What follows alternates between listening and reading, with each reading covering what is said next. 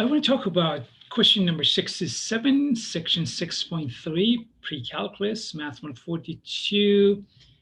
Uh, Authors are Stewart, Redlin, and Watson. So just credit goes to these folks, these authors. 6.3, number 67. So we want to cut a rectangular beam. So rectangular beam is to be cut from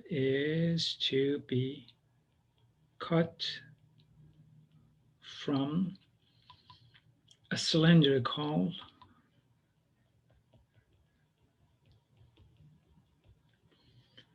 log of diameter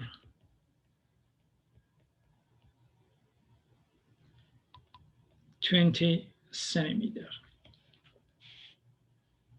Okay, so although the textbook shows two drawings, I believe it's better to show three of them. So what do we mean by that?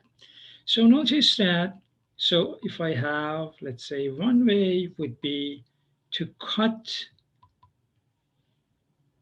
the log something like this. Okay. And of course, the diameter we know it's given to us as 20 centimeter, 20 centimeter, and here's the theta. The other way is to cut it like this. And let's say that now it's going to look like this. Oh goodness, my picture is absolutely horrible. I'm sorry about that. So let me try again. Here's a circle, and okay, this is better. And once again, the diameter is 20 centimeter, and here's theta.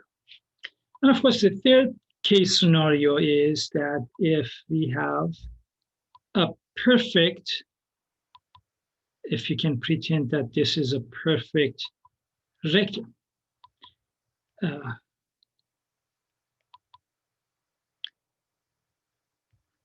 let's say that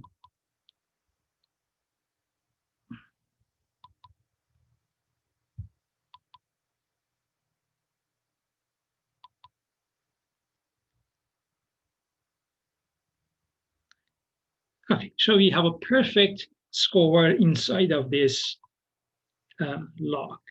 And of course, this right here, we said that this is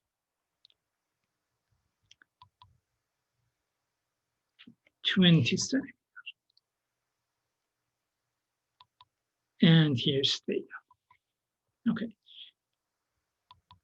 And it doesn't matter which one we work with, you know. Most of you probably remember from your previous math classes that the third case scenario will be the most efficient, but let's just see what's happening. Where is the author going with this question? Part A, the author is asking for express the cross-sectional, express the cross-sectional of the beam as a function of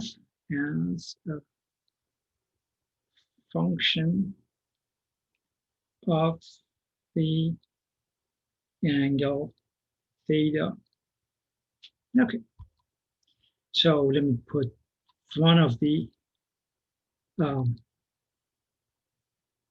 drawings in here. This is what we had, and we said this was 20, and this was theta. Okay, so look at the side opposite right here. Okay, let's call that length.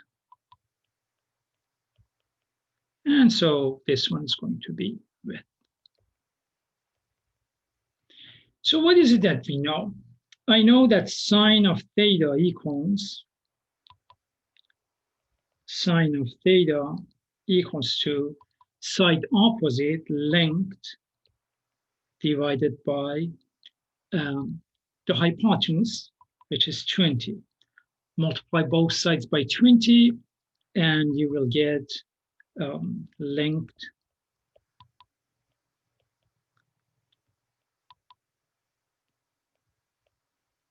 equals 20 sine theta. Similarly, we can say that width equals to, or let me just, before saying that, let me say that cosine of theta equals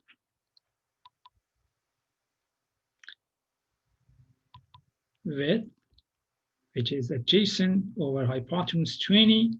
So this gives me that width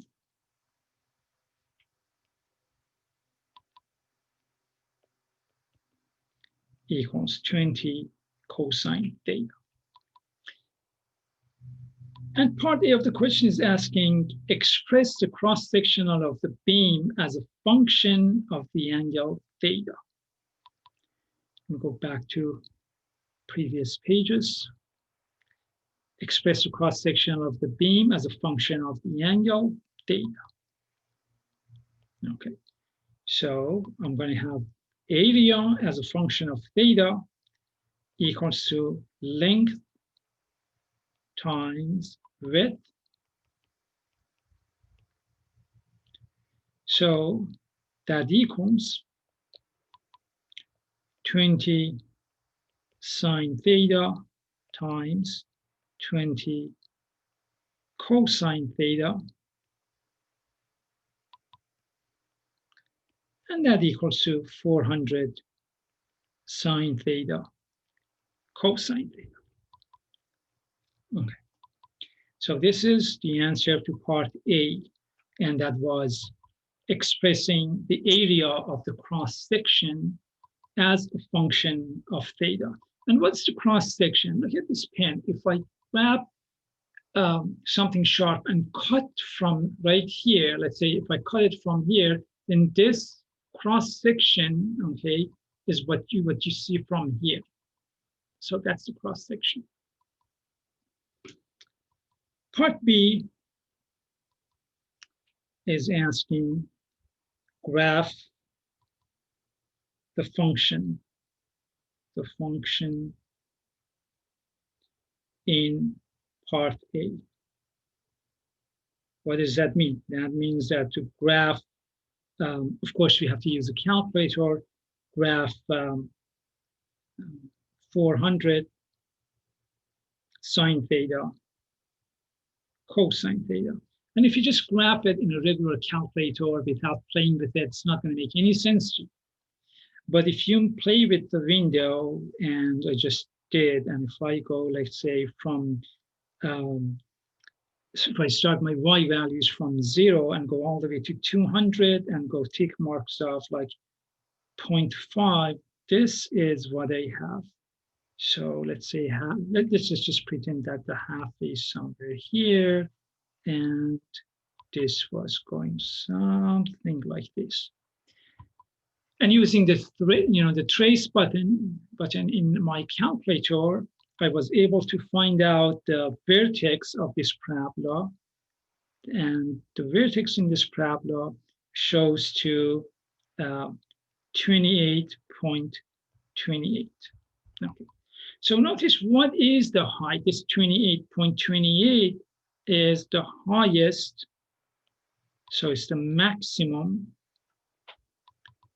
But what is that mean to us? I mean, where is the author going with that? So let's look at part C to make things clear.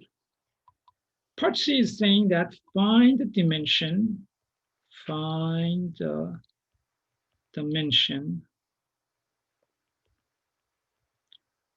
of the beam with largest cross-sectional area.